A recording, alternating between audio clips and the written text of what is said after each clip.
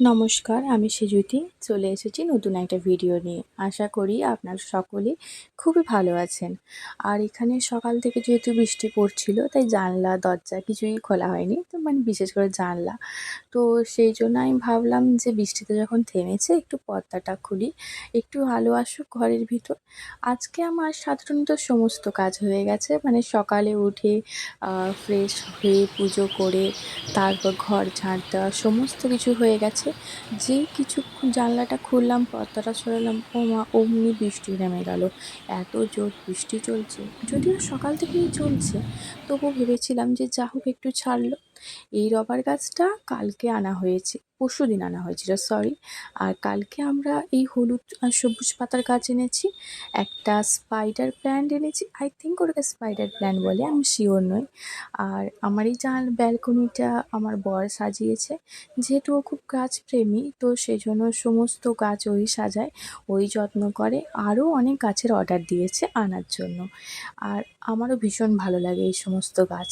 আর এই যে গাছটা, এই গাছটা কালকে এনেছি। আমরা স্কুটিতে করে যাই, সেই জন্য স্কুটিতে ৩টে গাছ কালকে এনেছি। আর এই গাছগুলো তো আগেই শেয়ার করেছি। আর এই গাছটা নতুন গাছ। আর এখানে একটা ছোট্ট তুলসী মঞ্চ আছে। তো আমি দেখলাম শাশুড়ি মা জামাকাপড়গুলো মেলেছেন, কেননা বৃষ্টি পড়ছে, ছাদে শুকানো সম্ভব নয় সেই জন্য। আর আমি নিচেই নামছিলাম, ভাবলাম দেখি তো জানলাটা বন্ধ আছে কিনা, ঘরে জল ঢোকেনি তো, সেই জন্য সব চেক করছিলাম সোফা রুমটায়। তারপর আমি নিচে নেমে চলে এলাম। আর নিচে তাড়াতাড়ি রান্নাগুলো আজকে করে নিয়েছিলাম। তো এখানে চিলি সয়াবিন, আলু ভাজা, বেগুন ভাজা সমস্ত কিছু আমি করে নিয়েছি। আর শাশুড়ি মা আজকে করেছিলেন খিচুড়ি। তো তারপর খাওয়া-দাওয়া হয়ে গেছে। আমি এখন বেরোচ্ছি দোকান যাওয়ার জন্য। বাইরেই বর আমার জন্য ওয়েট করছে। তো বৃষ্টিটা একটু ধরেছে, সেজন্য আজকে স্কুটি বার করছিল। তো স্কুটিতে করে আমরা যাচ্ছি। আর এই রাস্তায় যেতে, যেতে কিছুটা সময় তারপরে আমি ভাবলাম দোকান যাব। দোকান যাওয়ার আগে পঞ্চায়েতে একটা কাজ ছিল। সেজন্য ভাবলাম আগে কাজটা কমপ্লিট করে নিই, তারপর দোকান চলে যাব। সেই জন্য পঞ্চায়েত গেছিলাম ফার্স্টে।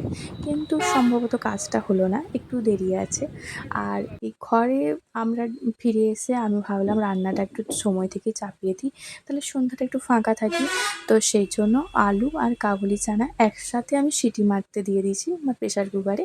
তারপর আমি পাউরুটির জন্য আলু আর সয়াবিন আর আলু, ক্যাপসিকাম আর গাজর একটু ভেজে নিয়ে আলুটাকে মিশিয়ে দিয়েছিলাম পাউরুটির ভিতরে দেওয়ার জন্য, একটু শসা কুচিও দিয়েছিলাম।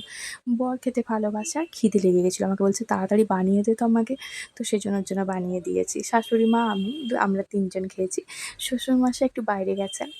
আর কাবুলি চানাটার জন্য আমি মশলা করে নিয়েছি।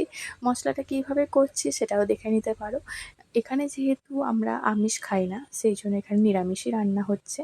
এই তেলের বোতলটা আমি রিসেন্ট নিয়েছি। আরও অনেক কিছু আইটেম নিয়েছি, তোমাদের সাথে ঠিক সময়ে শেয়ার করে দেবো।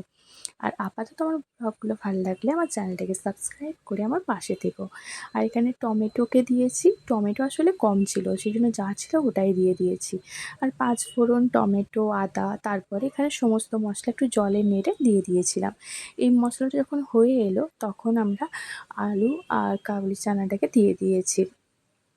আচ্ছা, কাবুলি চানাকে কাবলি চানা বলে না কাবুলি চানা বলে, কোনটা বলে বলো তো?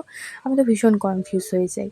যাই হোক, তো আমার রাত্রের জন্য রান্না রেডি। এরপর আমাদের আটা মাখা রুটিবেলা আছে, সেগুলো না হয় কাল দেখাবো বা পরে কোনো সময় দেখাবো। আপাতত ভিডিওটা ভালো লাগলে আমার চ্যানেলটাকে সাবস্ক্রাইব করে পাশে থাকবেন। নতুন নতুন সংসার করছি, ভুল ত্রুটি হলে ক্ষমা করবেন। আজকের মতো চলি, টাটা।